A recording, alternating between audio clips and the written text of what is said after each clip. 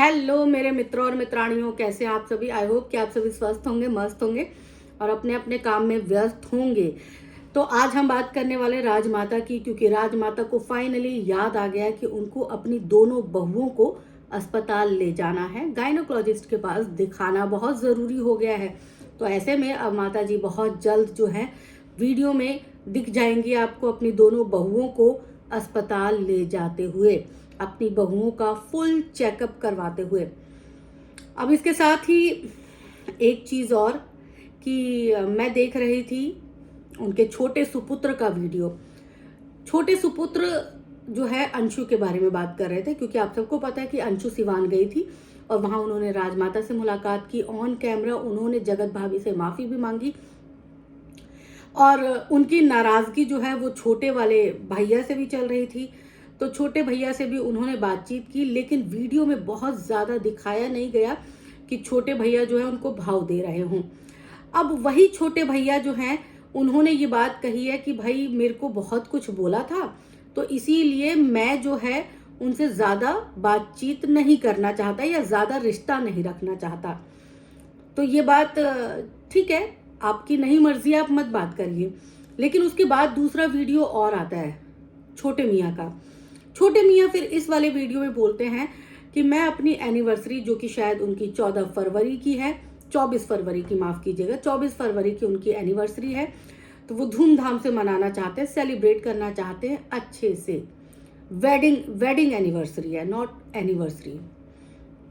तो अब ऐसे में जो है उन्होंने अपने वीडियो में बोला है कि जब तक मेरी बहन नहीं आएगी, बेंगलोर वाली बहन नहीं आएगी, तब तक हम कोई फंक्शन नहीं मनाएंगे। तो ये दोहरा चरित्र, यहाँ दोहरा चेहरा जो है वो सामने आ गया। अगर अंशु भी अपनी सगी बहन होती तो फिर छोटे मियाँ के बोल कुछ इस तरह नहीं होते। और देखो, बहुत सारे लोग बोलेंगे कि नहीं, आप क्यों कमेंट कर रहे हो, आप क्या क्यों बोल रहे हो, क्यों रिएक्शन दे रहे हो इस वाले बात पे। मैं इस वाली बात पे इसलिए रिएक्शन दे रही हूँ क्योंकि हर बार यही बोला गया है कि अंशु जो है हमारी छोटी बेटी है, अंशु जो है हमारी छोटी बेटी है। और साथ ही साथ मुझे याद है जब छोटे मियाँ की लड़ाई अपनी सगी बहन से भी हो गई थी, तो सगी बहन ने भी बहुत कुछ बोला था, छोटे मियाँ ने भी बहुत कुछ बोला था। दूसरी तरफ छोटे मियाँ ने बहुत कुछ बोला, अंशु ने भी बहुत कुछ बोला। तो दो तरफा दोनों चीज़ें चल रही थी। ऐसा नहीं था कि एक तरफ से अंशु बोल रही थी और इस वाली फैमिली के लोग चुपचाप बैठे हुए थे। ये भी अपनी तरफ से जो बोल सकते थे वो सब कुछ बोल रहे थे। तो ऐसे में अब दूध का दूध और पानी का पानी आप सबको भी हो गया होगा कि भाई ब्लड रिलेशन होता है। अपना कह देने से कोई अपना बन नहीं जाता है। अगर इतना ही ज़्यादा अपना मानते तो छोटे मियाँ जो हैं वो खुले दिल से अंशु को एक्सेप्ट करते। इतनी लड़ाई हुई थी बड़ी बहन से और फिर भी वो शख्स बोल रहा ना कि मेरी बहन अगर नहीं आएगी तो मैं पार्टी नहीं करूँगा। ये होता है भाई बहन का प्यार। तो ये चीज़ तो समझ में आ गई कि छोटे मियाँ थोड़े अलग मिजाज के हैं। कैमरे के सामने भी वो हिचकते नहीं हैं कुछ भी बोलने से। तो अब ये सारी चीज़ें जो है वो जनता को भी क्लियर हो चुका होगा। अब जो है तीसरी चीज़, राजमाता जो हैं वो अपनी छोटी बहू को बार बार बोल रहे स्लो है।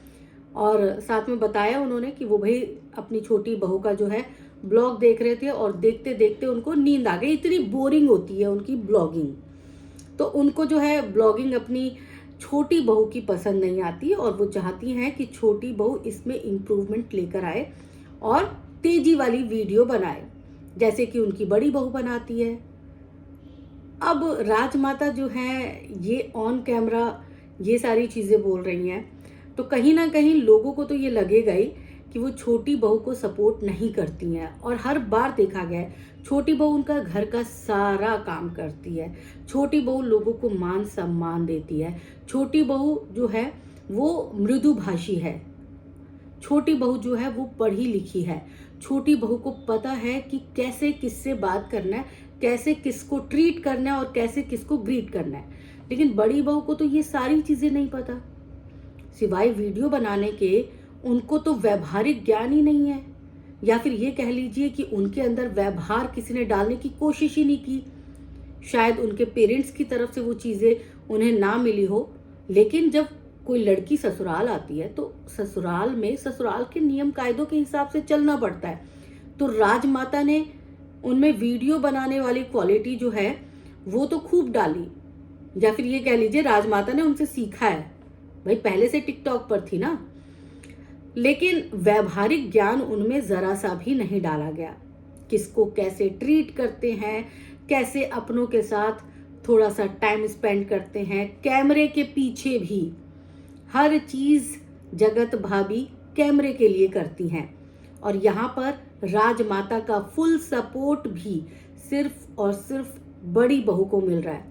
छोटी बहू को उनके ना तो काम करने का इनाम मिल रहा है और ना ही सम्मान मिल रहा है।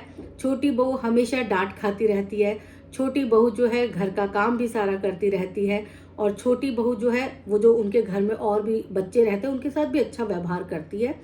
लेकिन ये सारी चीज़ें किसी को नहीं दिख रही। इसे ही कहते घर की मुर्गी दाल बराबर। अब आप बोलेंगे इस कहावत का यहाँ पर क्या मतलब क्या तुक बनता है? तो इसलिए बोल रहे हैं क्योंकि बड़ी बहू तो अम्बाला वाली है ना, अम्बाला में रहती है।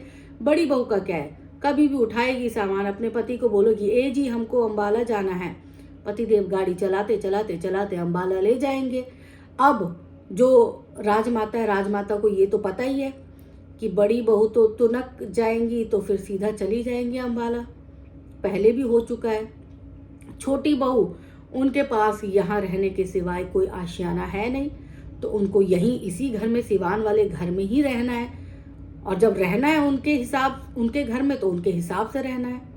खाना तो बनाना पड़ेगा, घर का काम तो करना पड़ेगा। कमजोरी आती है तो आए, लेकिन अपनी जिम्मेदारी तो निभानी पड़ेगी। और पिछले कई वीडियो में ये सारी चीज़ें लोग भी देख रहे हैं, मैं भी देख रही हूँ। तो कहीं ना कहीं राजमाता यहाँ पर गलत है। राजमाता को ये सारी चीज़ें समझनी होंगी कि छोटी और बड़ी बहू में भेदभाव मत करिए। कभी कभी लगता है कि नहीं, आप मान सम्मान दोनों को, मतलब आपको जब कहना होता है ना, तो आप ये बोलते हो कि मेरे लिए तो बड़ी बहू भी बराबर है, छोटी बहू भी बराबर है। अरे बड़ी बहू सिर्फ वीडियो बना रही है, छोटी बहू पूरा घर संभाल रही है। जनता के सामने बोलो ना। और कितना तेज बनाओगे, बड़ी बहू को तेज बना तो दिया। अच्छा है छोटी बहू संस्कारों से भरी हुई है। अच्छा है छोटी बहू को नियम कानून कायदे सब पता है। अच्छा है कि छोटी बहू आप सबकी सेवा करती है।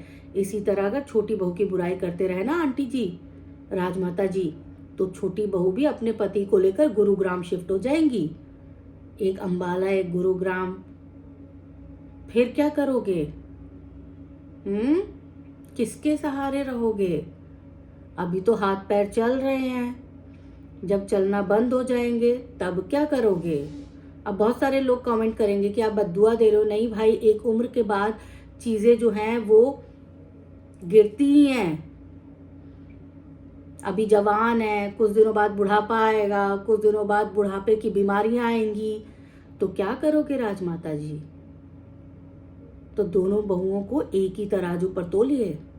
कहीं ऐसा ना हो कि बड़ी वाली तो है ही, छोटी वाली भी बिदक गई आपसे, तो फिर लेने के देने पड़ जाएंगे।